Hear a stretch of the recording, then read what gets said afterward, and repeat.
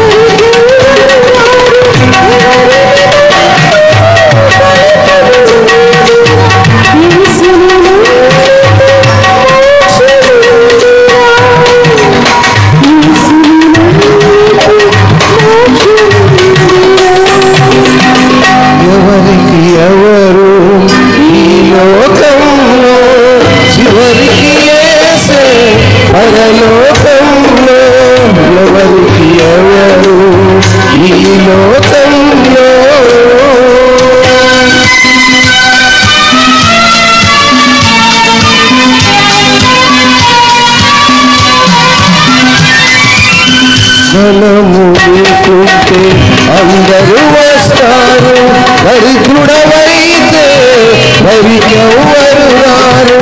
ధనము నీకుంటే అందరూ వస్తారు, దరిద్రుడవైతే వరికెవ్వరు రారు. ఎవరిని నమ్మిన ఫలితము లేదురా, యేసుని నమ్మితే మోక్షముందిరా.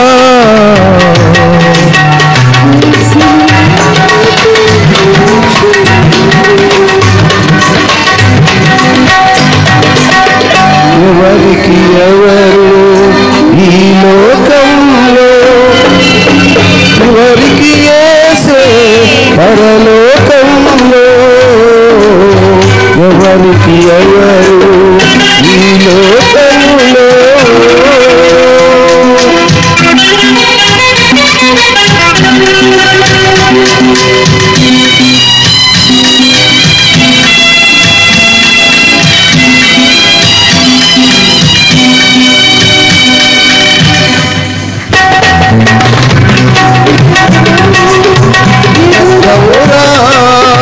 రాజుల నమ్మిన వ్యర్థమురా, మనుషుల సాయము వ్యర్థమురా.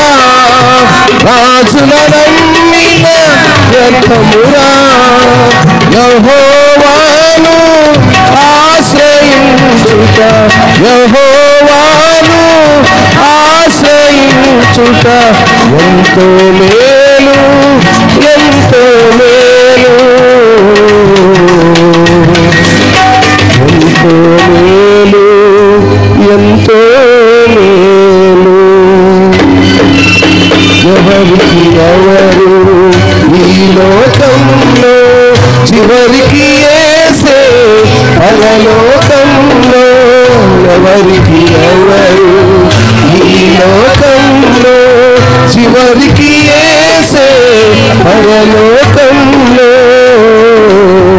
ఎవరికి ఎవరు ఈ లోకంలో.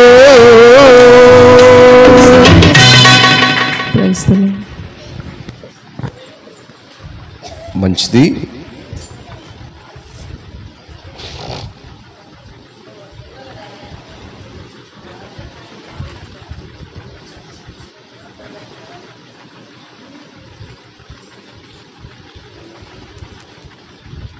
దేవుని ఘనమైన నామములో నాటి పునరుద్ధాన దిన ఆరాధనకు చేర్చిన దేవుని పిల్లలైన మీకు అందరికీ ప్రభు పేరిట వందనాలు.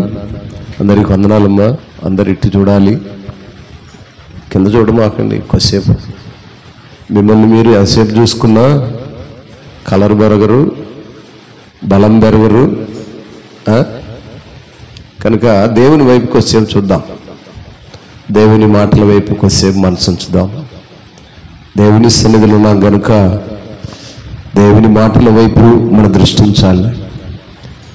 పరిశుద్ధాత్మ పరిశుద్ధాత్మ దేవుడు దేవుని దాసునితో ఏ మాటలైతే మాట్లాడాలని ఆశ కలిగి ఉన్నాడో ఆ మాటలను తృష్ణతో ఆశతో వినటానికి వేగిరపడే వారంగా ఉండాలి. గనుక మన సమయమును మనకున్నటువంటి ఈ కొద్ది సమయాన్ని మనము నిర్లక్ష్యముగా వృధా చేయకూడదనేది నా ప్రత్యేక మనవి. మంచిది. చదవబడిన లేఖన భాగాలను మనము జ్ఞాపకం చేసుకున్నప్పుడు 80వ కీర్తన మొదటి మాటను మనం ధ్యానం చేశాము. చదువుదామా? ఇశ్రాయేలులకు కాపరి చెవియొగ్గుము, మందవలే ఏ షేపును నడిపించువాడా, కెరూబుల మీద ఆసీనుడైన వాడా, ప్రకాశింపుము.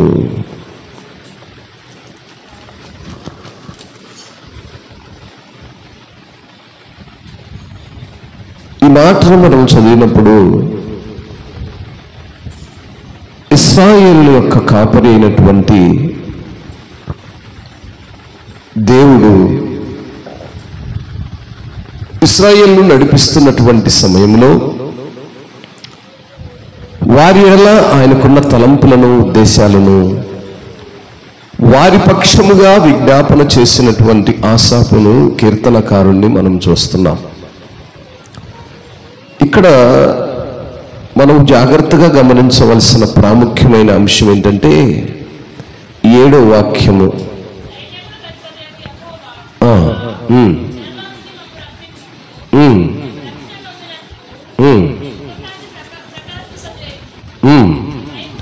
నీవు ఐగుప్తులో నుండి ఒక ద్రాక్షావల్లిని తెచ్చితివి,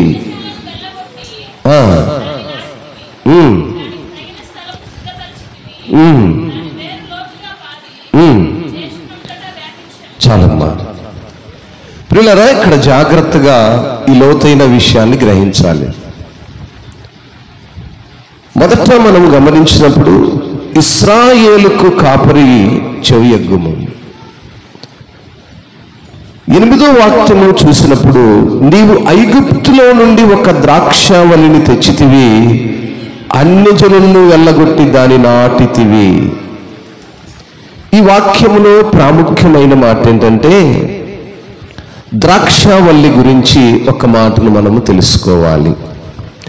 ద్రాక్షావల్లి అంటే ఏంటి? ఇక్కడ చాలా మాటలను మనం గమనిస్తే ఇక్కడ 8వ వాక్యం నుంచి ఈ కింద వరకు అంతా చదువుకుంటూ వచ్చినప్పుడు ఆ ద్రాక్షావల్లిని గురించి చెప్పుకుంటూ వచ్చాడు. దాని తీగలను చెప్పాడు, అది కొండల్లో ఉన్న విధానాన్ని చెప్పాడు, ఆ తీగలు ఎలా వ్యాపించాయి చెప్పాడు, ఆ తీగలను గురించి ఇంకేం చెప్పాడు, అది దేశమంతా ఎలా వ్యాపించిందో, అది ఎలా కొండలలో కప్పబడిందో, అదంతా ద్రాక్షావల్లిని గురించి చెప్పాడు. అసలు ద్రాక్షావల్లి అనే మాటకు అర్థం ఏంటి? ద్రాక్షావల్లికి ఇశ్రాయేలు ప్రజలకు ఏంటి సంబంధం? మొదటి మాటను తెలుసుకొని మనము వాక్యం లోతుల్లోకి వెళ్ళాలి. మరి యెషయా గ్రంథము 5వ అధ్యాయము 7వ వాక్యం. ఇశ్రాయేలు వంశము సైన్యములకు అధిపతియగు యెహోవా ద్రాక్ష తోట. ప్రైజ్ గాడ్, స్తోత్రము. అర్థమైందా? ఇశ్రాయేల్ అనబడేటువంటి వంశము, ఆ ఇశ్రాయేలు వంశంలో పుట్టిన ప్రతి మనుష్యుడు ఎవరంట? ఆయన యొక్క ఆ ద్రాక్ష తోటతో పోలినటువంటి వంశం. ఇశ్రాయేలులో వంశమంతా కూడా దేవుని యొక్క ద్రాక్ష తోట. ద్రాక్ష తోటను ఇప్పుడు మనం ఈ గ్రంథంలో చూస్తున్నప్పుడు ఇక్కడ మొదటి నుంచి మనం గమనిస్తే 8వ వాక్యం అంటుంది, నీవు ఐగుప్తు నుండి ఒక ద్రాక్షావల్లిని తెచ్చితివి, అన్య జనులను వెళ్ళగొట్టి దాని నాటితివి. స్తోత్రం. ఇశ్రాయేలుల వంశములో ఇశ్రాయేలీయులకు ద్రాక్ష తోటగా ఆ వంశానికి మూలాంకరముగా దేవుడు ఆయన పిల్లలైన వారిని ఎన్నిక చేసుకున్నాడు. అందుని బట్టి అన్నాడు, వారు ఏ రీతిగా ఐగుప్తులో ఉన్నారో, ఏ రీతిగా ఆ బానిసత్వములో ఉన్నారో, అక్కడి నుంచి విడిపించబడిన తర్వాత, లేదా అక్కడి నుంచి కానానుకు తీసుకురావడానికి ప్రయత్నం జరిగిన తర్వాత వారు వ్యాపించిన విధానం, వారిని చూసి అనేక మంది అన్యజనులు హేళన చేసిన విధానం, ఆ విధానాలన్నిటినీ ఇక్కడ గమనిస్తూ వచ్చినప్పుడు మనం చూస్తే 9వ మాట అంటుంది, దానికి తగిన స్థలము సిద్ధపరిచితివి, దాని వేరు లోతుగా పారి అది దేశమంతట వ్యాపించెను, దాని నీడ కొండలను కప్పెను, దాని తీగలు దేవుని దేవదారు వృక్షములను ఆవరించెను, దాని తీగలు సముద్రము వరకు వ్యాపించెను, యూఫ్రటీస్ నది వరకు దాని రెమ్మలు వ్యాపించెను, త్రోవను నడుచు వారందరూ దాన్ని తెంచి ఉన్నట్లు దాని చుట్టూనున్న కంచెలను నీవేలా పాడు చేస్తేవి. చాలా ప్రియులారా, ఈ మాటను గమనించినప్పుడు దేవుడు ద్రాక్ష తోట వల్లే ఆయన పిల్లలైన వారిని ఈ రీతిగా ప్రపంచమంతా వ్యాప్తింపచేశాడు. స్తోత్రం. అందుకే ఆయన పిల్లలము మనం అనటానికి కూడా 17వ వాక్యంలో ఒక మాట రాస్తాడు, నీ కుడి చేతి మనుషునికి తోడుగాను, నీ కొరకై నీవు ఏర్పరచుకున్న నరుడికి తోడుగాను నీ బాహుబలముండును. ఎవరిని ఏర్పాటు చేసుకున్నాడు? నీ కొరకై నీవు ఏర్పరచుకున్న నరునికి. దేవుడు ఆయన స్వరూపములో మనలను ఆయన పిల్లలుగా ఏర్పాటు చేసుకున్నాడా లేదా? మనకు కలిగిన ప్రతి స్వరూపము, నల్లని వాళ్ళమైనా, ఎర్రని వాళ్ళమైనా, పొట్టి వాళ్ళమైనా, పొడుగు వాళ్ళమైనా, ఏ జాతికి చెందిన వారమైనా, ఏ రూపము కలిగిన వారమైనా, ఏ చదువులు కలిగిన వారమైనా, మనకు కలిగిన ప్రతి రూపము దేవుడు మనకిచ్చినదే. గనుక ద్రాక్షవల్లి, ద్రాక్ష తోట ఏ రీతిగా ఆయా ప్రాంతములకు వ్యాపింపబడిందో, దేవుని పిల్లలైన వారు ఈ రీతిగా వ్యాప్తి చెంది ఉన్నారు. ఆ వ్యాప్తి చెందిన వారి కొన్ని పరిస్థితుల కొరకు, కొన్ని అనానుకూల పరిస్థితుల్లో వారు ఉన్నప్పుడు వారిని ఎలా తప్పించాలి, వారి కొరకు ప్రార్థన చేశాడు ఈ కీర్తనకారుడైనటువంటి ఆసాఫ్.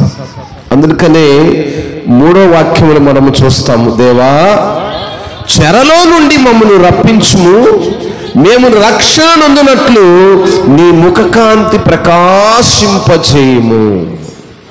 ఇశ్రాయేలు ప్రజలు ఎక్కడున్నారు? ఐగుప్తు చెరలో ఉన్నారు. ఐగుప్తు చెరలో బానిసలుగా బానిసత్వం అనుభవిస్తున్నారు. ఆ బానిసత్వమును విడిపించే క్రమములోనే ఇక్కడ 8వ మాట అంటాడు, నీవు ఐగుప్తులో నుండి ఒక ద్రాక్షవల్లిని తెచ్చితివి. ఐగుప్తులో మనం ఉన్నప్పుడు, ఐగుప్తులో ఆ బానిసత్వం ఉన్నటువంటి ఆయన పిల్లలైన వారిని విడిపించటానికి కానాను ప్రాంతమును ఎన్నుకొన్నాడు. ఆ ప్రాంతమునకు నడిపించే ఆ క్రమములో వారి యొక్క ఆ విస్తరించిన విధానము, ఆ ప్రజలు ఆ ద్రాక్ష తోటను చూసారా? తోటను చూసారా? కాయలు పండ్లు తింటుంటాంలే. తోట చాలా సుందరంగా ఉంటుంది. ఎంత చూడ చక్కగా విస్తరించి ఉంటుందంటే ఒక కొమ్మకు పోలి కొమ్మలుగా. అందుకే ఆ మాటను కూడా, ఈ కొమ్మల గురించి కూడా ఇక్కడ మాట్లాడతాడు. 15వ వాక్యంలో చూస్తే, నీ కుడి చేయి నాటిన మొక్కను కాయము, నీ కొరకు నీవేర్పరుచుకున్న కొమ్మను కాయము. స్తోత్రం. దేవుడు మన కొరకు, ఆయన కొరకు మనల్ని ఏర్పాటు చేసుకున్నాడు. మనము ఆయన ఏర్పాటు చేసుకున్న కొమ్మలమై ఉన్నాము. ద్రాక్ష తోట ఆ విస్తరణ చూసినప్పుడు కొమ్మకు అంటుకట్టబడినటువంటి కాయలు ఎంత సుందరంగా ఉంటాయో కదా. రుచిని పక్కన పెడితే అల్లుకునిన విధానము ఏ రీతిగా ఉందో అక్కడ ఎంతో వివరించాడు. నీ కుడి చేయి నాటిన మొక్కను కాస్తూ నీ కొరకు నువ్వు ఏర్పరుచుకున్న కొమ్మను కాయము అంటాడు. ఈ లేఖన భాగాల్లో ప్రాముఖ్యమైన విజ్ఞాపన ఏంటంటే, దేవుని సహాయము కోసము ఆసాపు కీర్తనకారుడు చేసిన విజ్ఞాపన చేస్తున్నాడు దేవుని దగ్గర. అయ్యా, ఇశ్రాయేలుకు కాపరి, చెవియొగ్గుము, మందవలే యోసేపును నడిపించువాడా, కెరూబుల మీద ఆసీనుడు అయినవాడా, ప్రకాశింపుము. స్తోత్రం. దేవుడు అంధకార సంబంధమైన చీకటిలో అన్ని జనుల సహవాసములు ఉన్నటువంటి మనము వేరు చేయబడి ప్రకాశింపబడాలనేదే దేవుని యొక్క ఆకాంక్ష. అటువంటి విధానంలోనే ఆయన దేవుని సన్నిధిలో దేవుని కొరకైనటువంటి ఆ విజ్ఞాపనను మనం ఇక్కడ చూస్తూ ఉన్నాం. ఈ మాటలో మనము గమనిస్తే మరి 3వ వాక్యమును చూసినప్పుడు, దేవా చెరలో నుండి మమ్మను రప్పించుము, మేము రక్షణనున్నట్లు నీ ముఖ కాంతి ప్రకాశింపజేయము. చూడండి, సంఖ్యాకాండము 6వ అధ్యాయంలో ఈ మాటను మనం ఒకసారి ధ్యానం చేద్దాము. సంఖ్యాకాండము 6వ అధ్యాయం 25వ వాక్యం. యెహోవా నీ సన్నిధిని ప్రకాశింపచేసి, యెహోవా నీ సన్నిధి కాంతి ఉదయింపచేసి సమాధానము కలగచేయి. దేవుని యొక్క సన్నిధి, దేవుని యొక్క ముఖకాంతి, దేవుని యొక్క ప్రకాశమానమైనటువంటి ఆ వెలుగు మరి మనుష్యులపై, ఆయన పిల్లలైన వారిపై ప్రకాశమానముగా ప్రకాశింపచేయాలని కీర్తనకారుడు దేవుని దగ్గర విజ్ఞాపన చేస్తున్నాడు. ఇశ్రాయేలు అనేవారు దేవుని యొక్క ఆ వంశము ఆ ద్రాక్ష తోటను పోలి ఉన్నదట. అటువంటి వంశములో ఉన్నటువంటి పిల్లలు ఆయనకిష్టులైన వారుగా నివాసము చేయాలని దేవుడు ఆశపడుతున్నాడు. అందుకే 5వ వాక్యములో కూడా చూసినప్పుడు, కన్నీలు వారికి ఆహారముగా ఇచ్చుచున్నావు, విస్తారమైన కన్నీలు నీవు వారికి పానముగా ఇచ్చుచున్నావు, మా పొరుగు వారికి మమ్ము కలహ కారణముగా చేసి ఉన్నావు, ఇష్టం వచ్చినట్లు మా శత్రువులు మమ్మను అపహాసము చేయుచున్నారు. చాలమ్మా, ఎందును బట్టి ఇలా చేశాడు? ఎందుకు దేవుడు ఆయన పిల్లలు ఇశ్రాయేలులో నా వంశము, నా తోట అన్నటువంటి వారిపై దేవుని కోపము, ఉగ్రత ఎందుకు వస్తుంది? దేవుడు మనుషులపై కోపపడడానికి కారణం ఏంటి? సహజముగా మన కుటుంబాల్లో భార్య భర్త మాట వినకపోయినా, భర్త భార్య పాట ఆలకించకపోయినా, బిడ్డలు తల్లిదండ్రుల మాటలు వినకపోయినా సహజముగా క్షణపాటులో వస్తుంటది కోపం. అంతేనా? అది సహజముగా మన దైనందిన దినాల్లో ప్రతి కుటుంబంలో ఉండేటువంటి సహజమైన ఆ విధానం ఇది. అయితే దేవునికి కోపం ఎందుకు వచ్చింది? 4వ వాక్యం చూడండి. యెహోవా సైన్యములకు అధిపతియగు దేవా, నీ ప్రజవిని మనవిని ఆలకింపక నీవెన్నాళ్ళు కోపము పగరాజనిచ్చదువు. దేవునికి మనుషులపై కోపం వస్తుంది. ఎందుకు వస్తుంది? ఆయన చిత్తమును నెరవేర్చక, ఆయన ఆజ్ఞలను గైకొనక, ఆయన కట్టడలకు లోబడక, మన ఇష్టానుసారమైన బ్రతుకులు మనం బ్రతుకున్నప్పుడు దేవునికి కోపం వస్తుంది. దేవునికి కోపం వచ్చే లక్షణాలు, దేవునికి కోపం వచ్చే స్వభావము, దేవుని యొక్క సన్నిధికి ఎప్పుడైతే దూరంగా ఉంటామో దేవునికి కోపం వస్తుంది. చదివాం కదా సంఖ్యాకాండం 6:25లో చాలా చక్కగా చెప్పాడు. ఆయన సన్నిధిలో ప్రకాశవంతమైనటువంటి వెలుగులో నీ ఉండాలి. ఆ ప్రకాశమైనటువంటి వెలుగు ఎక్కడుందట? ఆయన సన్నిధిలో ఉంది. ఆయన సన్నిధికి నడవాలి. ఆ ప్రకాశమానమైన వెలుగును అనుభవించాలి. ఆ వెలుగును అనుభవించాలని దేవుని దగ్గర ఆసాపు కీర్తనకారుడు దేవుని సహాయం కొరకు విజ్ఞాపన చేస్తున్నాడు. అయ్యా, ఎన్నాళ్ళు నువ్వు వారిపై కోప్పడతావు? వారిని నీవే కదా నా వంశము అన్నావు, వారిని నీవే కదా మరి నిర్మాణం చేసుకున్నావు, వారిని నీవే కదా సిద్ధపరుచుకున్నావు.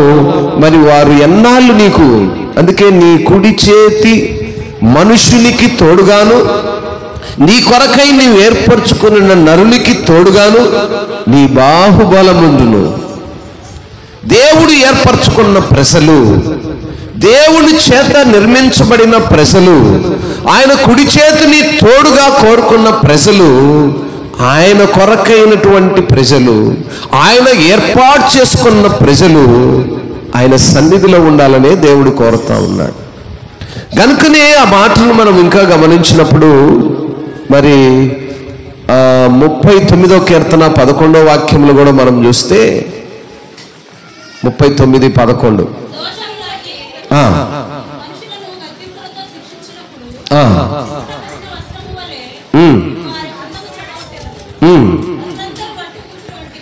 ఎస్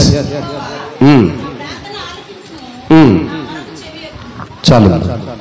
ఇక్కడ ఈ కీర్తనలో ఆసాపు ఏ రీతిగా మనుషుల యొక్క స్థితిని గురించి మాట్లాడుతూ ఉన్నాడు. నైనా నీ బిడ్డలైనటువంటి వారు కష్టకాలంలో ఉన్నప్పుడు వారికి సహాయకుడుగా ఉండేవాడు నీవే కదా. గనుక దోషములను బట్టి నీవు మనుషులను గద్దింపులతో శిక్షించినప్పుడు చిమ్మట కొట్టిన వస్త్రం వలె నీవు వారి అందము చెడగొట్టెదవు. నరులందరూ వట్టి ఊపిరి వంటి వారు. ఏమండి, మనం అందరం ఎటువంటి వారము? ఊపిరి వంటి వారు. నిజమే కదా? నమ్ముతున్నారా? ఊపిరి అనేది ప్రతి మనుషులకు ఉందా? క్షణపాటే మన ఊపిరి ఆగిపోవడానికి ఎంత సమయం కావాలి? క్షణమే. క్షణం కంటే ఇంకా తక్కువ కూడా చెప్పొచ్చు. దానికి ఏముందో నాకు తెలియదు. క్షణం కంటే తక్కువ ఏంటిది? కనురెప్ప క్షణం కంటే ఇంకా తక్కువ అయిద్దా? ఏమో, ఐడియా లేదు. మన ప్రాణము, మన ఊపిరి క్షణపాటు కంటే తక్కువైంది.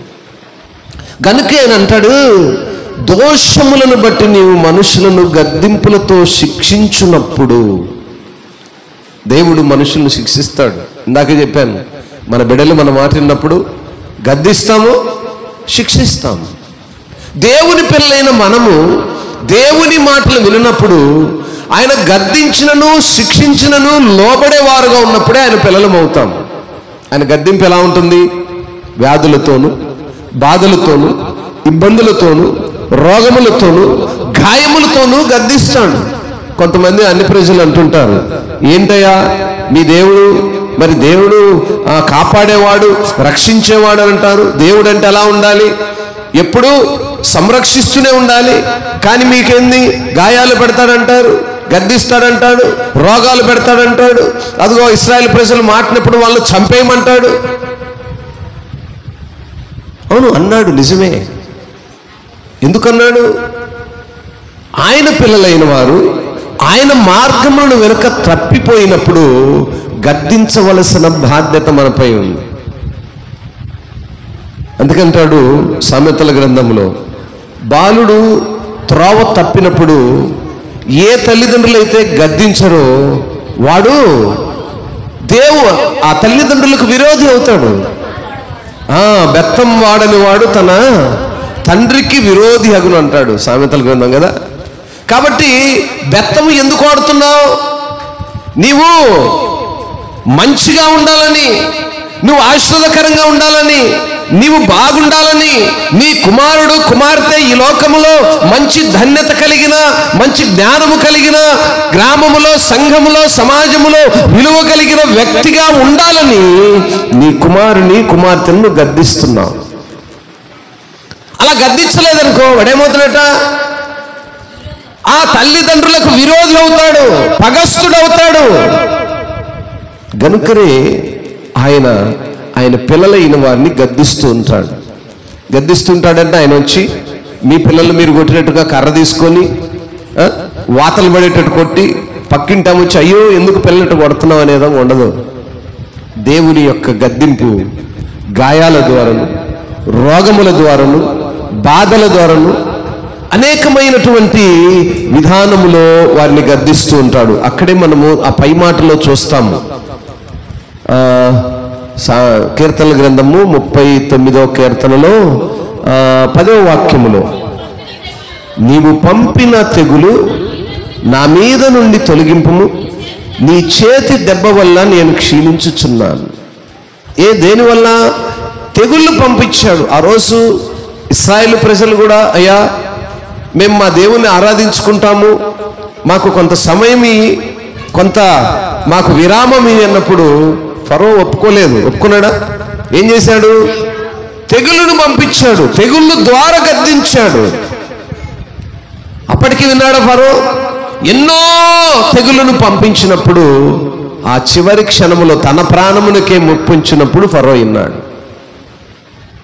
ఈరోజు మనుషులు కూడా ఎలా ఉన్నారంటే సమస్తమును పోగొట్టుకొని మన ప్రాణాలకు ముప్పు వచ్చినప్పుడు దేవుని దగ్గరికి వెళ్తున్నాం.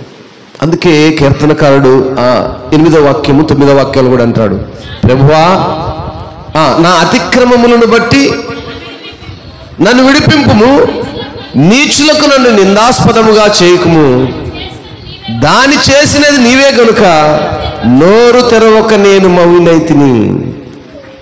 మనం ఎదుటి వారికి నిందాస్పదముగా ఉండటానికి కారణం ఏంటంటే, దేవునికి మనము అయిష్టులుగా ఉండటానికి కారణం ఏంటంటే దేన్ని బట్టి అన్నాడు?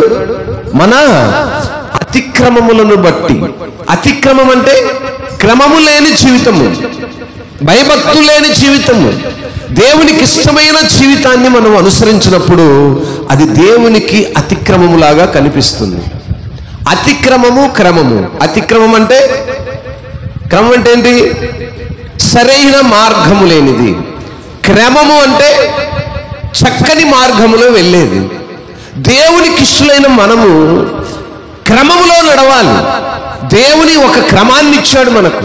ప్రతిదానికి సమయం ఇచ్చానన్నాడు, ప్రతిదానికి క్రమాన్ని ఇచ్చాడు. నువ్వు ఎప్పుడు పడుకోవాలో, ఎప్పుడు లెగాలో, ఎప్పుడు తినాలో, ఎప్పుడు ప్రార్థించాలో ఒక క్రమం ఇచ్చాడు. ఆ క్రమాన్ని అనుసరించాలి. ఆ క్రమాన్ని అనుసరించకపోతే దాని అతిక్రమము అన్నాడు. ఆ అతిక్రమము ఎప్పుడైతే నీలో, నాలో, మనలో ఉందో దేవునికి కోపం అనేది వస్తుంది, వచ్చింది. అలా వచ్చిన ఈ సందర్భమే ఈ ఆసాపు కీర్తనకారుడు మరి ఆ యొక్క ఇశ్రాయేలు ప్రజల కొరకు విజ్ఞాపన చేస్తూ ఉన్నాడు. అయ్యా, వారు నువ్వు కన్నా పిల్లలు, నీ వంశమైనటువంటి ద్రాక్ష తోట, వారు ఇలా అనేక ప్రాంతంలో విస్తరించబడ్డారు. మరి వారు విస్తరించబడిన ఆ ప్రాంతం అంతట్లో, అందుకే 11వ వాక్యం అంటారు, దాని తీగలు సముద్రం వరకు వ్యాపించను, యూఫ్రటీసు నది వరకు దాని రెమ్మలు వ్యాపించను. అలా వ్యాపించిన క్రమంలో వారు మార్గం తప్పిన వారుగా, చెడిపోయిన వారుగా ఉన్నప్పుడు అన్ని జనులలో హేళనవుతారు. అందుకంటాడు, త్రోవను నడుచు వారందరూ దాన్ని తెంచివేయినట్లు దాని చుట్టూనున్న కంచెలను వేలాపాడు చేస్తేవి, అడవి పంది దాన్ని పెకలించుచున్నది, పొలంలోని పశువులు దాన్ని తినివేయుచున్నవి. ఈ మాటలన్నీ కూడా ఆధ్యాత్మిక విధానములో తీసుకోవాలి. చెడిపోయిన వారి స్థితిని అడవి పందులతో పోల్చుకున్నాడు. అడవి పందులు ఏ రీతిగా కంచెలను పాడు చేస్తాయో, ఏ రీతిగా వాటి ఇష్టానుసారమైన బ్రతుకులను బ్రతుకుతూ తిరుగుతుంటాయో, మనుష్యుడు అతిక్రమములు కలిగిన వాడుగా ఉంటే అడవి పందిని పోలిన వాడుగా ఉంటాడు. పోల్చుకోవాలి. కొన్ని ఆధ్యాత్మిక మాటలను పోల్చుకోవాలి. అందుకే మొదటే మనం చూసుకున్నాం, ఇక్కడ ద్రాక్ష తోటను ఒక మాదిరిగా తీశాడు. ద్రాక్ష తోట అంతటి విస్తారమైన ప్రజగా మనల్ని ఎన్నిక చేసుకున్నాడు, నిర్మించుకున్నాడు, విస్తరింపచేశాడు. అనేక క్రమాలు, నిబంధనలు, అనేకమైనటువంటి ఆజ్ఞలను మనకిచ్చాడు. వాటిని మనం అనుసరించక మన ఇష్టానుసారమైన స్థితిలో బ్రతుకుతున్నప్పుడు సమాజంలో మనకుండే విలువలు, సమాజంలో మనం ఉండేటువంటి స్థితిని ఇక్కడ మనకు తెలియజేశాడు. 16వ వాక్యం చూసినప్పుడు, అది అగ్ని చేత కాల్చబడి ఉన్నది, నరకబడి ఉన్నది, నీ కోప దృష్టి వలన జనులు నశించుచున్నారు. దేవుని కోపం వల్ల వచ్చేటువంటి కనుదృష్టి, దేవుని కోపం వల్ల వచ్చినటువంటి కనుదృష్టి ప్రపంచంలో కల్లార కొన్ని ప్రాంతాలను మనం చూస్తూ ఉన్నాం. అంతకుముందు కూడా చెప్పాను, ఆనాడంటే గడిచిన మాసంలో లాస్ ఏంజల్స్ అమెరికాలో జరిగినటువంటి ఆ యొక్క భయంకరమైనటువంటి ఏమంటారు దాన్ని, ఆ అగ్ని తో కూడినటువంటి దేవుని యొక్క ఉగ్రత, దేవుని యొక్క ఉగ్రత. అందుకే ఇక్కడ కీర్తనకారుడు కూడా అగ్ని చేత కాల్చబడినది, నరకబడినది. అది దేని వల్ల? దేవుని కోప దృష్టి వల్ల. కోప దృష్టి, దేవుని కను దృష్టి ఉదయం మొదలుకొని రాత్రి వరకు ఉంటుందని మన లేఖనాలు చూస్తున్నాం. ఆయన కను దృష్టి మనం ఎక్కడున్నాను, ఏం చేస్తున్నాను మన వైపు చూస్తుందని మనం వింటున్నాం. ఎక్కడైతే తప్పిపోయిన ప్రజలు, అతిక్రమములు జరిగించే ప్రజలున్నారో వారి ఎడల దేవుని యొక్క ఉద్దేశాన్ని మనం ఇక్కడ చూస్తున్నాం. ఇర్మియా గ్రంథము 2వ అధ్యాయము, ఇర్మియా గ్రంథము 2వ అధ్యాయము 21-22 వాక్యాలు చూద్దాం.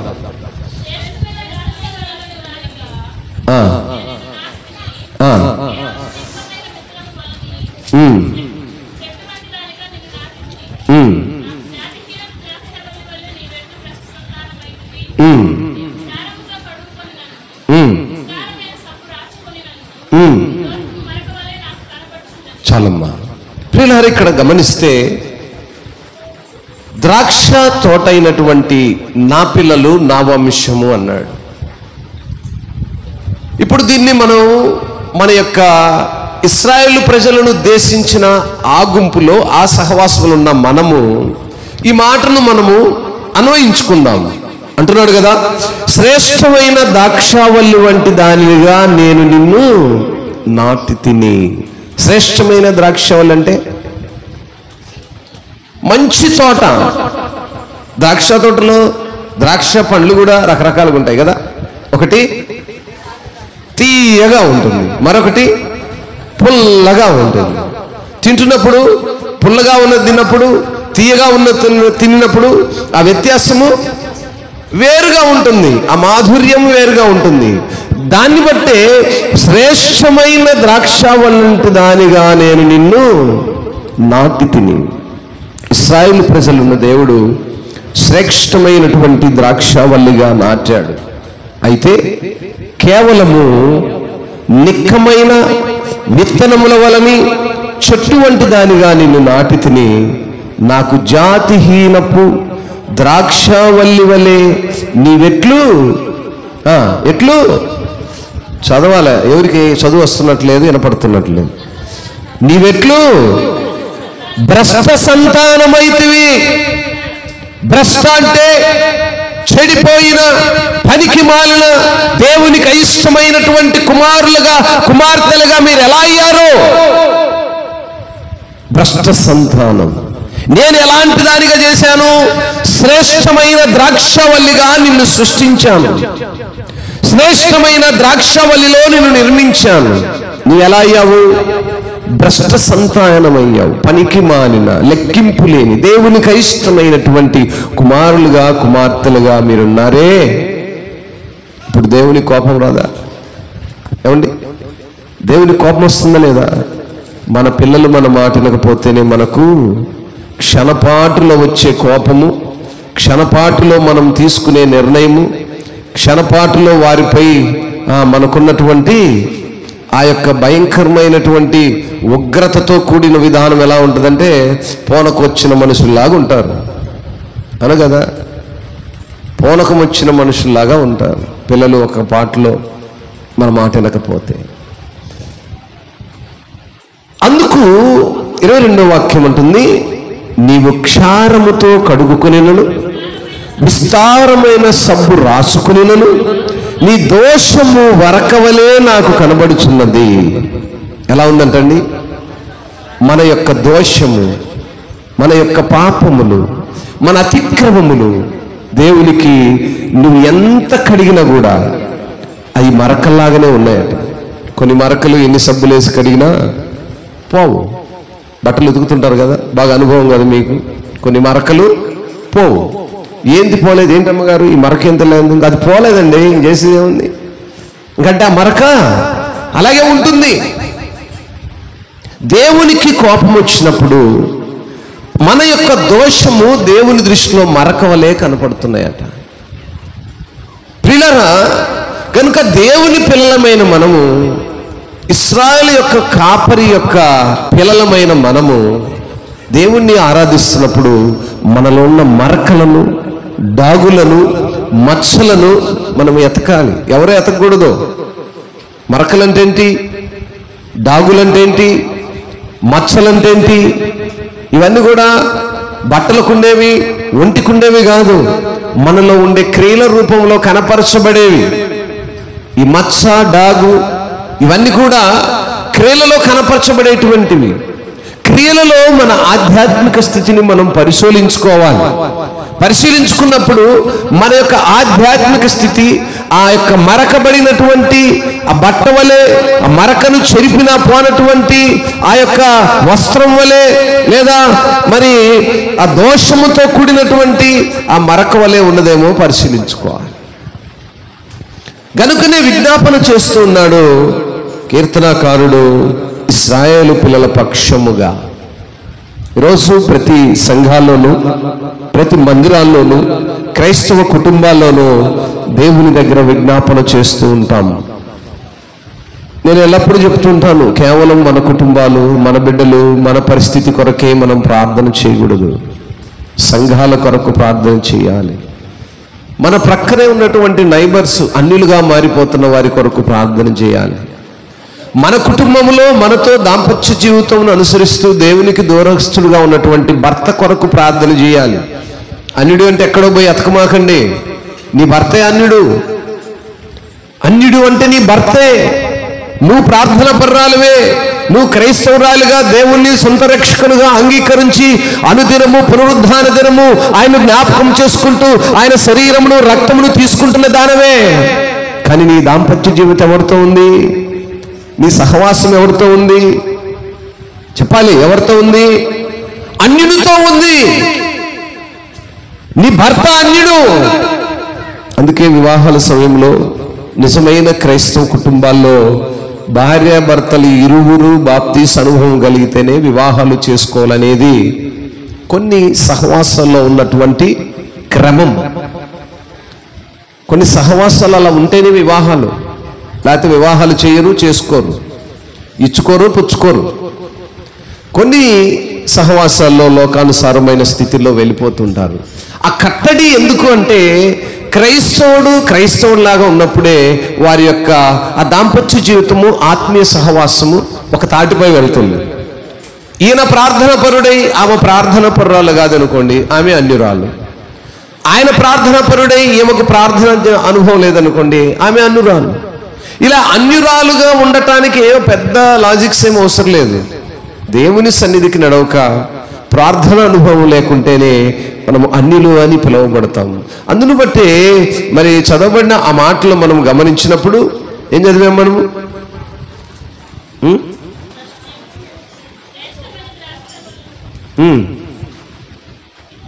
39వ కీర్తన 11వ వాక్యాన్ని చదువు.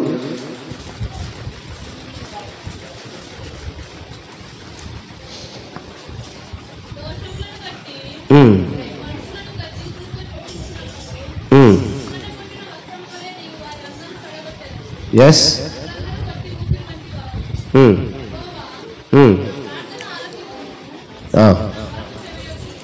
రైట్ అమ్మా. ప్రియులారా, గమనించినప్పుడు మన ఆధ్యాత్మిక స్థితి, మనము మన దోషముల గురించి మనం మాట్లాడుతూ ఉన్నాం. మరక వలె ఉన్నటువంటి మన దోషములను దేన్ని బట్టి అన్నాడంటే మన యొక్క సహవాసము అన్యజనులతో ఉండకూడదు అనే మాటల గురించి మనము ధ్యానంలోకి వచ్చాం. 79వ కీర్తనలో 6వ వాక్యాన్ని మనం చదివినప్పుడు, నిన్నెరుగని అన్యజనుల మీదను నీ నామమును బట్టి ప్రార్థన చేయని రాజ్యముల మీదను దేవుని ఉగ్రత ఉంటుంది. స్తోత్రం. ఎవరిపైనండి దేవుని ఉగ్రత? ఎవరిపైన ఉంటుంది? దేవుని ఎరుగని పిల్లల పైన దేవుని ఉగ్రత ఉంటుంది. దేవుని ఎరుగని రాజ్యముల పైన ఆయన ఉగ్రత ఉంటుంది. కనులార చూస్తున్నప్పుడైనా మనం ఎరిగి ఉండాలి. కనులారా ఈరోజు చూస్తున్నాం, దేవునికి అయిష్టమైన రాజ్యములు కాల్చివేయబడుతున్నాయి. దేవునికి అయిష్టమైన ప్రజలు అకాల మరణాలు చెందుతున్నారు. అన్యులైన వారిని గురించి అందుకు ఈ మాట అన్నాడు, నిన్నెరుగని అన్యుల మీద. ఇప్పుడు జ్ఞాపకం చేసుకోండి, బైబిల్ చదువుతున్నవారు, ఈ మాటలు వింటున్నవారు, ఈ మాటలు బయట నుంచి ఆలకిస్తున్నవారు, నిన్నెరుగని అన్యజనులు అనే మాటను ఇక్కడ లేఖనాల్లో చక్కగా రాయబడి ఉంది. నిన్నెరుగని అన్య జనులు ఎవరు అంటే నీ సన్నిధికి రాని వారు. అందులో నీ భర్త ఉండొచ్చు, నీ కుమారుడు ఉండొచ్చు, నీ కుమార్తె ఉండొచ్చు, నీ యొక్క రక్త సంబంధులు ఉండొచ్చు, నీ నైబర్స్ ఉండొచ్చు. కనుక మన సహవాసము ఎలా ఉండాలి అంటే దేవుడిని ఎరిగిన వారితో ఉండాలి. అందుకే దేవుని ఎరుగని వారిని గురించి మనము ప్రస్తావించినప్పుడు వారు అన్యజనులు అని పిలువబడుతున్నారు. అన్యజనులు ఏం చేస్తుంటారు చెప్పండి? అటు ఇటు తిరుగుతుంటారు, దేవాలయాలు చెడగొడుతుంటారు, దేవుని పిల్లలు కూడా చెడగొడుతుంటారు. ఎందుకంటే వాడు లోకంలో ఉన్నాడు కనుక మనల్ని కూడా లోకంలోనికి పిలుచుకెళ్ళాలనే తపనలో ఉంటాడు. వాడు చెడిపోయిన వాడు కనుక మనల్ని కూడా చెరిపే ప్రయత్నంలో ఉంటాడు. వాడే అన్యజనుడు. కనుక మన సహవాసాలు చాలా జాగ్రత్తగా ఉండాలి. మన సహవాసాలు క్రైస్తవునితో ఎందుకు సహవాసం చేయాలన్నారంటే కొన్ని దినాలు జరిగినప్పుడు వాడు వీడిలాగా మారిపోతాడనేది ఒక నానుడి. ఇప్పుడైతే జ్ఞానం మీరిపోయింది, ఎవరు మారలే. ఆ దినాల్లో పెద్దలు అంటుంటారు, ఒక 6 నెలలు సహవాసం చేస్తే వాడు వీడిలాగా తయారవుతాడు రా బాబు, వాడు అన్యుడు, వాడితో సహవాసం చేయొద్దని. ఈరోజు అన్యుడితో సహవాసం చేస్తేనే మంచిగా ఉంటుంది. ఎందుకంటే వాడు ఎరుగుతున్నాడు. అన్యుడు లోకంలో ఉన్న పరిస్థితులు ఎరుగుతున్నాడండి, గ్రహిస్తున్నాడు. అరే తప్పేదో మంచేదో చెడేదో నేర్చుకుంటున్నాడు. చాలా మంది లోకంలో ఉన్న అన్యులతో నేను సహవాసం చేస్తున్నప్పుడు, వారి మాటలు నేను ఆలకిస్తున్నప్పుడు వారి పితరులను ప్రశ్నించే రీతిగా వాళ్ళు బ్రతుకుతూ ఉన్నారు.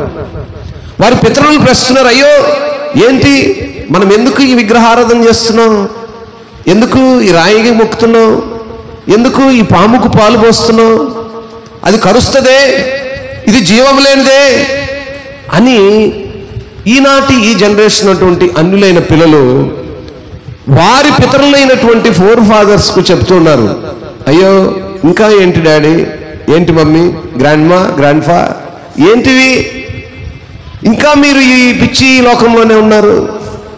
మారిపోయింది జనరేషన్.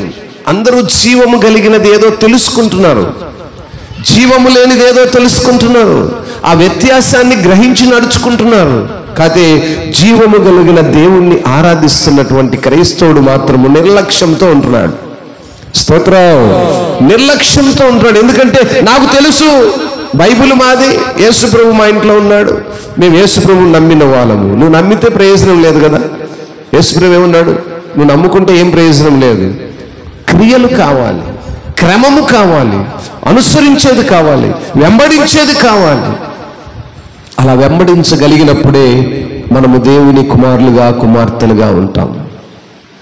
ఆ స్థితిలో మనం ఉన్నప్పుడే దేవుడు మన యొక్క మనవులను విజ్ఞాపనలను ఆలకిస్తాడు. ఆ మాటలో మనము గమనిస్తే 89వ కీర్తన 21 మాటను చూద్దాం. 89వ కీర్తన.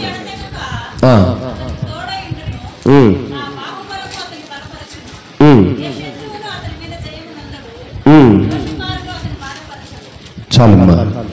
ఎప్పుడైతే మనం ఆయన కలిగి ఉంటామో ఆయన చేయి మనల్ని ఎడతెగక తోడై ఉంటుంది.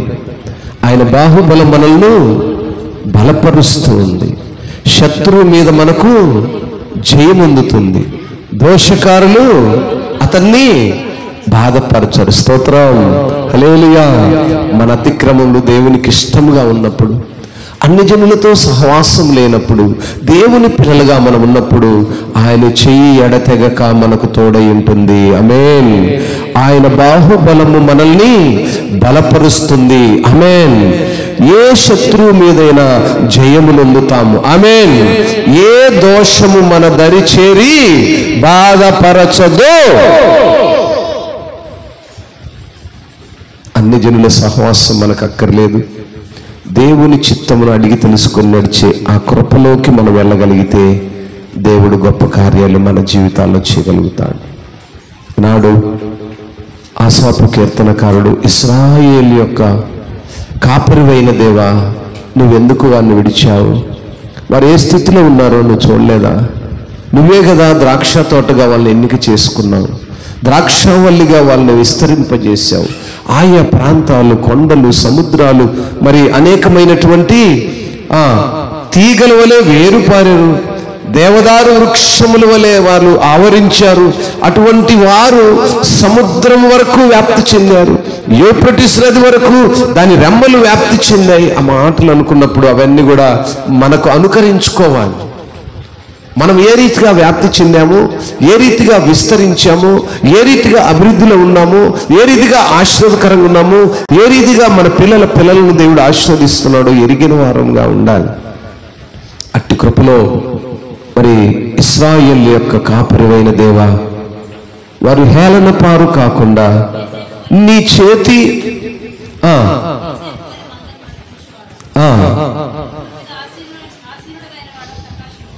మరి దేవుడు ఏ రీతిగా మరి మనపై ప్రకాశింపచేయాలో, ఏ రీతిగా చెరలో నుంచి తప్పించబడి రక్షణ నొందినట్లు ఆయన ముఖకాంతి ప్రకాశింపచేయనట్లు దేవుని సన్నిధిలో మనం అడిగే వారంగా ఉండాలి. దేవుని సన్నిధిలో మనం అడిగినప్పుడు, అందుకే 18వ వాక్యం అంటాడు, అప్పుడు మేము నీ యొద్ద నుండి తొలగిపోము, నీవు మమ్మను బ్రతికింపుము, అప్పుడు నీ నామమును బట్టి మేము స్తోత్రం. దేవుని మొరపెట్టాలి. మొరపెట్టే అనుభవాన్ని మనం నేర్చుకోవాలి.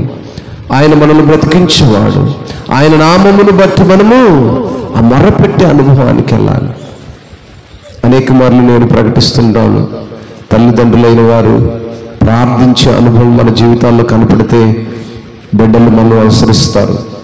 ఒకవేళ మన ఫోర్ ఫాదర్స్ పెద్దవాళ్ళై దేవుని సన్నిధికి నడవని వారుగా ఉన్నారేమో, బహుశా ఈరోజు నీ ఆత్మీయ స్థితిని బట్టి, నీ ఆధ్యాత్మిక ప్రార్థన జీవితాన్ని బట్టి వారు కూడా మారచ్చు. చిన్న బిడ్డలు ఈరోజు ప్రార్థిస్తున్నారు. ఆ ఫోన్లో ఆ యూట్యూబ్ ఛానల్స్ ఇలాంటివి చూస్తున్నప్పుడు ఎంతో చిన్న పిల్లలు, ఎంత డిజ్ కంటే చిన్నపిల్లలు, ఆ వయసు కలిగిన పిల్లలు వాక్యాలు అది ఇంకా నిరార్ఘలముగా ఎక్కడ గ్యాప్ లేకుండా బైబిల్ ఉన్న ప్రతి వాక్యాలను చెప్పుకుంటూ వెళ్ళిపోతా ఉన్నారు.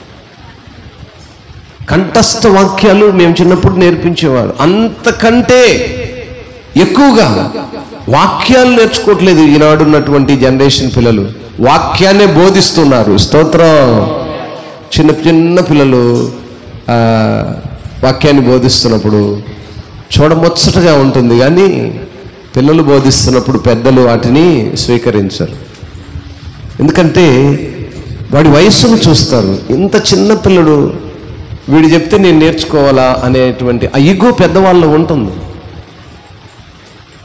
కానీ నేర్చుకోవడానికి వయసుతో సంబంధం లేదు, కానీ ఆ మాటలను స్వీకరించడానికి మాత్రం వయసు కొంచెము అడ్డం వస్తుంది.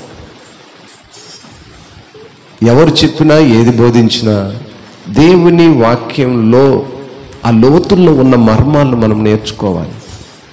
ఆ రీతిగా నడవడానికి మనం ప్రయత్నించాలి. కేవలం మన దినాలు వినటం మటుకే సరిపోకూడదు. క్రమము కలిగి, క్రియలు కలిగి సమాజంలో కనపరచబడేవిగా ఉండాలి. కనపరచబడటం అంటే ఒక మాదిరికరమైన జీవితం అంటే కుటుంబాలుగా దేవుని ఆరాధించటం, ప్రార్థన కుటుంబాలు కనపరచబడటం, బిడ్డలకు వాటిని నేర్పించుకోవడము. ఈ క్రమం ఎప్పుడైతే కలిగి ఉంటామో ఇంతకంటే మనకి లోకానికి ఏం అవసరం లేదండి. లోకంలో చాలా ఉన్నాయి, అవన్నీ దేవునికి అయిష్టమైనవి. దేవునికి ఇష్టమైనది ఏదో అడిగి తెలుసుకోమని అంటాడు లేఖనాల్లో. కాబట్టి ఈ లోక సాంగత్యము దేవునికి అయిష్టమైనది. అటువంటి విషయాలను మనము పరిశీలించి పరీక్షించి తెలుసుకొని ముందుకు కొనసాగాలి. అట్టి కృపలో ఇశ్రాయేలుకు కాపరైనటువంటి దేవుడు, ఆ వంశములకు ద్రాక్ష తోట వలె ఉన్నటువంటి దేవుడు, వీరు నా వంశము, నా తోట అని చెప్పిన దేవుడు, ఆ తోటలో మనము కూడా ఉన్నామేమో. ఆ తోటలో అంటు కట్టబడిన మనము ఎక్కడైనా ఆ తోటలో ఉన్నటువంటి ఆ అంటు కట్టిన స్థితిలో కొన్ని చోట్ల తోటలో ఆ కాయలకు ఏమవుతుంటాయి, పురుగు పడుతూ ఉంటాయి. పురుగు పట్టినప్పుడు ఏమవుతాయి, అవి కాయలు చచ్చిపోతాయి, లేదా తీగ అక్కడికి ఆగిపోతుంది. ఈరోజు మనం ఆ స్థితిలో ఉన్నామేమో. దేవుని సన్నిధిలో అంటుకట్టలేని స్థితిలో ఉండి, అంటు కట్టి ఉన్నను కొన్ని పురుగులు పట్టి ఆ కాయను తినేస్తున్నాయేమో, ఆ స్థితిలో మనం ఉంటే దేవుడు ఈరోజు నిన్ను నన్ను మార్చబోతున్నాడు. అందరం లేచి ప్రార్థన చేద్దాం, ఆరాధన చేద్దాం. అయా, నీ సన్నిధానంలో ఉంచావు, నీవు నాతో మాట్లాడావు. నువ్వు మాట్లాడిన ఈ మాటల్ని మేము వింటున్నప్పుడు, మేము చదువుతున్నప్పుడు ఏ రీతిగా అంటు కట్టబడి ఉన్నామో, ఏ రీతిగా మమ్మల్ని వేరు పారే రీతిగా ఉంచావో మేము ఈరోజు నేర్చుకున్నాము అనే విషయాన్ని జ్ఞాపకం చేస్తూ ఉన్నాను.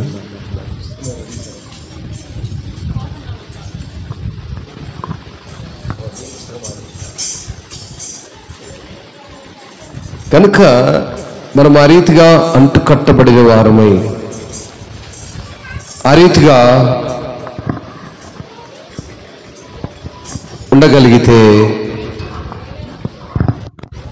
దేవుడు మన యొక్క ఆధ్యాత్మిక స్థితిని చూస్తున్నాడు. మన ఆధ్యాత్మిక స్థితి ఏ రీతిగా ఉందో, ఏ రీతిగా అంటుకట్టబడిన అనుభవంలో ఉన్నామో అందరము కళ్ళు మూసి, ప్రభువా, నేను నిజంగా నీ ద్రాక్షవల్లిలో నేను అంటుకట్టబడిన వాడినై ఉన్నాను. నీ కృపలో నన్ను జ్ఞాపకం చేసుకో.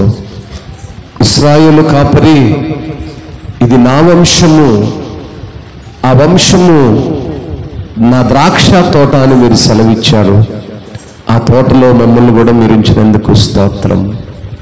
అందరము కళ్ళు మూసాం. నాయనా, నీ తోటలో నన్ను ఉంచినందుకై నీ కొందరాలని దేవుని స్తుతిస్తూ, ఘనపరుస్తూ, మహిమపరుస్తూ ముందుకు వెళ్దామా? అటు కృపలో మనల్ని నడిపించడానికి దేవుని సహాయాన్ని కోరదామా?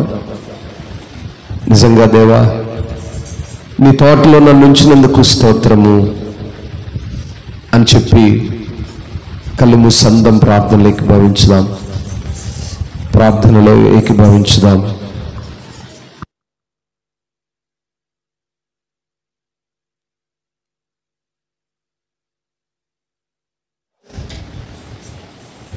నా రీతిగా నాయన, శాశ్వతమైనటువంటి నీ కృపలో, ఉన్నతమైనటువంటి నీ ప్రేమలో ఇదిగో మమ్మల్ని ఉంచిన దేవా నీకు స్తోత్రం. ఇశ్రాయేలీయుల దేవా నీకు స్తోత్రం. మమ్మల్ని ఆ విధానంలో నడిపిస్తున్నందుకై నీకు వేలాది స్తుతులని దేవుణ్ణి అడగగలిగితే నిజంగా దేవుడు మనకు ఒక నూతన మార్గాన్ని ఇవ్వబోతున్నాడు.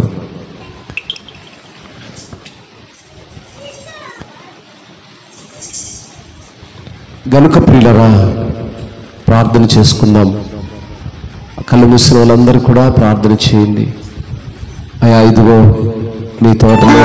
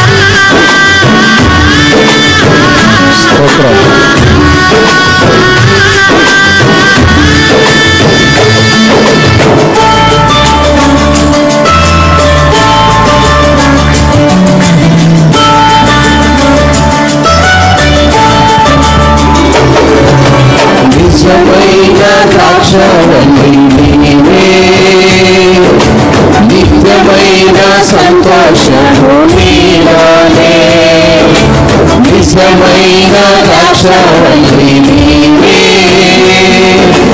నిత్యమైన సంతోషము నీలోనే.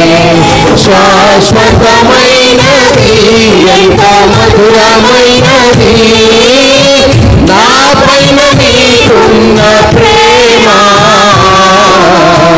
ఎనలేనిది ప్రేమ ఎనలేని నీ ప్రేమ నిజమైన ద్రాక్షవల్లి నీవే నిజమైన సంతోషము నీలోనే. ఆయన నిజమైన ద్రాక్షవల్లిగా నిత్యమైన సంతోషములు మనం ఉంచాలని శాశ్వతమైనటువంటి ఆ మధురమైనటువంటి ఎనలేని ఆయన ప్రేమను మనపై ఇచ్చాడు. ఎస్ గాడ్ స్తోత్రం. Praise God, praise God. అందరూ కూడా సంతోషంగా స్థుతిద్దాం. స్వరమెత్తి స్వరమెత్తి దేవుడు కనపడతాం.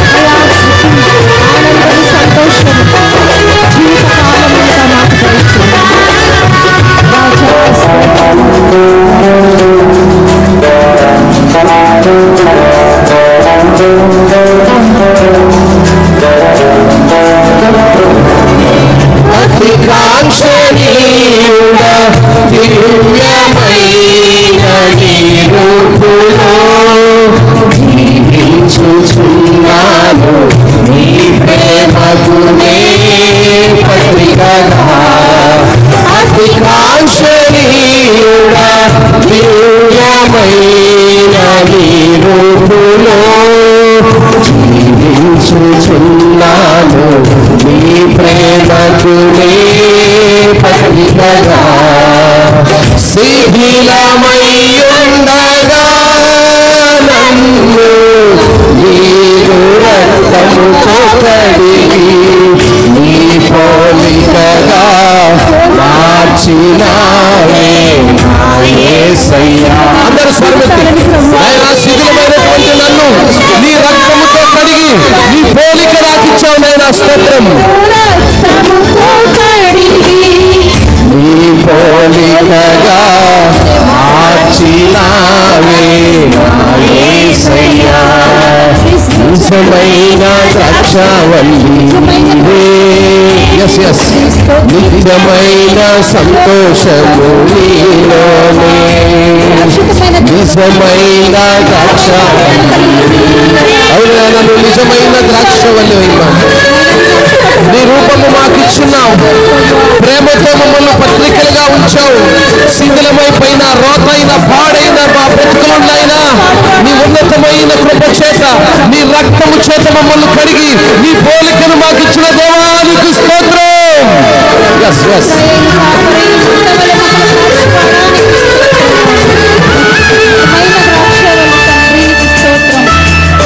Praise God, praise God. నా ప్రాణ ప్రియుడా శ్రేష్టమైన ఫలములతో అర్పించుచున్నాను సర్వము నీకే అర్పణ. నా ప్రాణ ప్రియుడా శ్రేష్టమైన ఫలములతో అర్పించుచున్నాను సర్వము నీకే అర్పణగా. వాడిపోనివ్వగా నాకు ఆశ్రయమైతివి నీవు. జీవభూతవై బలపరచితివే నా యేసయ్యా. వాడిపోనివ్వగా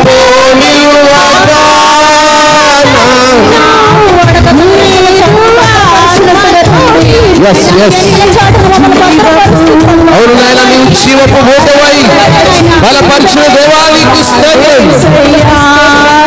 నిజమైన ద్రాక్షవల్లి నీవే.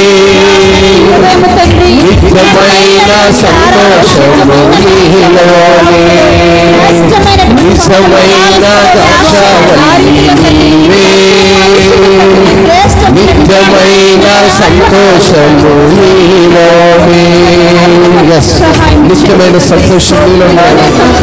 నీ ప్రేమనైనా శాశ్వతమైనది, మధురమైనది. మా పైన నువ్వు చూపిన ప్రేమ ఎనలేని ప్రేమ యేసు.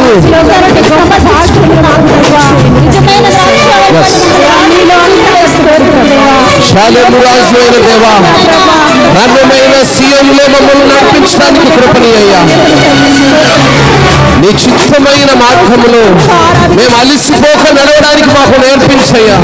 నీ ఆత్మతో మమ్మల్ని రక్షించయ్యా.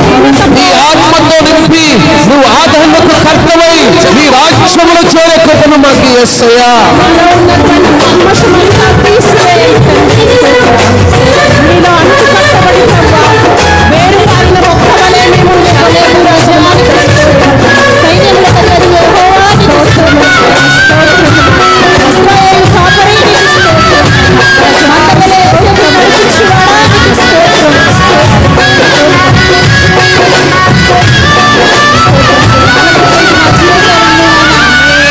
Praise God. శాలేము రాజా రమ్యమైన సీయోనుకే నడిపించుము నీ చిత్తమైన మార్గములో. శాలేము రాజా రమ్యమైన సీయోనుకే నడిపించుము నీ చిత్తమైన మార్గములో. అలసిపోనివ్వక నన్ను నీదు ఆత్మతో నింపి ఆదరణ కర్తవై నన్ను చేర్చుము నీ రాజ్యములో. అలసిపోనివ్వక నీదు ఆత్మతో నింపి ఆదరణ కర్తవై. ఎవరు ప్రభువా?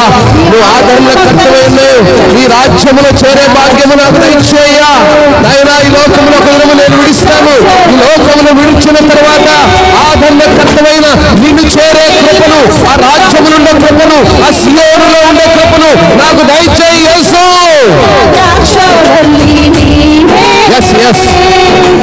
నిజమైన సంతోషము నీలోనే, ఎంతో మధురమైనది నా ప్రేమ, ఎనలేని ప్రేమ. అవును నాయనా, ఎనలేని నీ ప్రేమ, లెక్కించలేని నీ ప్రేమ నాయనా, హక్కులు లేని నీ ప్రేమ, కరుణ కలిగిన నీ ప్రేమ. అటువంటి ఉన్నతమైన నీ ప్రేమను కలిగిన పిల్లలుగా మోసించే కృప నాయనా నీ బిడలమైన మాకు దయచేయి. నోరు తెరిచి స్వరమెత్తడు. నిజమైన సంతోషము నీలోనే. అవునైనా నిజమైనటువంటి ప్రేమ నాయన మాపై మీకున్న ప్రేమ, శాశ్వతమైన ప్రేమ, ఎనలేని ప్రేమ నాయన, లెక్కించలేని ప్రేమ, అనంతమైన ప్రేమ.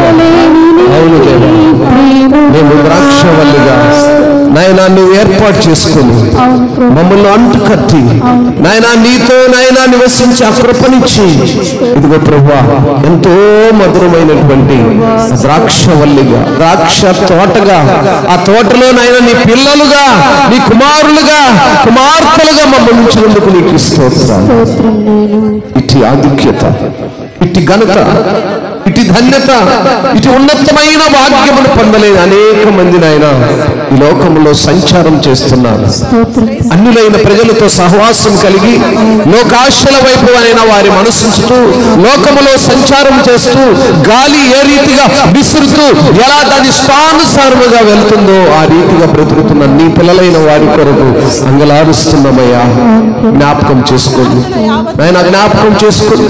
అట్టి బిడ్డలు ప్రభువా నీ సన్నిధిలో మోకరిల్లటానికి, అట్టి బిడ్డలు ప్రభువా ఈ లోక సంబంధమైన కార్యములు విడిచి నీ వైపు చూడటానికి, నీ సన్నిధిలో నాయన నిన్ను కలిగిన బిడ్డలుగా నివాసము చేయడానికి, ఈ లోక సంబంధమైనటువంటి మాలిన్యమును అంటి రోగముల చేతను, బాధల చేతను, వేదనల చేతను, మరణ ఛాయకు చేరే పరిస్థితుల్లో ఉండక నాయన ఆరోగ్యముగా ఉండగానే, ఆశ్రదకరముగా ఉండగానే, సమస్తమును కలిగి ఉండగానే నీ నెరిగిన పిల్లలుగా ఉండటానికి కృపనిమ్మని ప్రార్థిస్తున్నాం. ఆరాధనలో పాల్పంచుకున్న వాళ్ళందరినీ జ్ఞాపకం చేసి అన్యజనుల సహవాసం నుంచి వేడి చేసి పరిశుద్ధుల సహజంగా, పరిశుద్ధుల గుంపుగా నీ బిడ్డలు మీరు ఏర్పాటు చేసుకొని ఈ రీతిగా నిన్ను ఆరాధించడానికి ఇచ్చిన కృపను బట్టి స్తోత్రం నాయనా.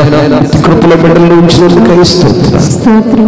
నిన్ను ఆరాధిస్తున్నప్పుడు ప్రభువా ఆ బిడ్డలు తండ్రి నీ కృప కొరకు ఎదురు చూసేవారు, నీ కృపను ఎరిగిన పిల్లలుగా ఉండటానికి కృపణమని ఎదుగు తండ్రి. విన్న మాటలు వారి హృదయాల్లో అవి చిగురించబడనుగా, వారి హృదయంలో మనసులో అది నెమ్మదినిచ్చేదిగా, వారి హృదయంలో తండ్రి విచారములన్నీ కొట్టివేసేదిగా, వారి హృదయంలో ఉన్నటువంటి ప్రతి విధమైన సంబంధ కార్యములన్నీ ఆయన యేసు నామములో విడుదల చేయగా కృప చూపమని ఆరాధనలో పాలు పంచుకొని ఇంతవరకు ప్రభువా హృదయాంతరమున్నటువంటి ప్రతి విధమైనటువంటి అక్కర్లు మనస్సులో నుంచి ఉద్దేశపడి ఉద్వేగముతో ఉజ్జీవింపబడినటువంటి బిడ్డలను నీ కృపలో జ్ఞాపకం చేసుకోమని నిన్ను గణపరిచి మహిమపరచటకు మీరు ఇచ్చిన ఉన్నతమైన సమయాన్ని బట్టి ఇంతవరకు నాయన నీ బిడ్డలతో మీరు మాట్లాడిన ఆత్మీయ సంగతులను బట్టి మిమ్మల్ని స్తుతిస్తూ మా ప్రియుడు మా రక్షకుడు యేసే ఘనమైన నామములో ప్రార్థించి ఈ మనవులన్నీ అడిగి వేడుకొని పొందుకొని ఉన్నాము తండ్రి. ఆమేన్.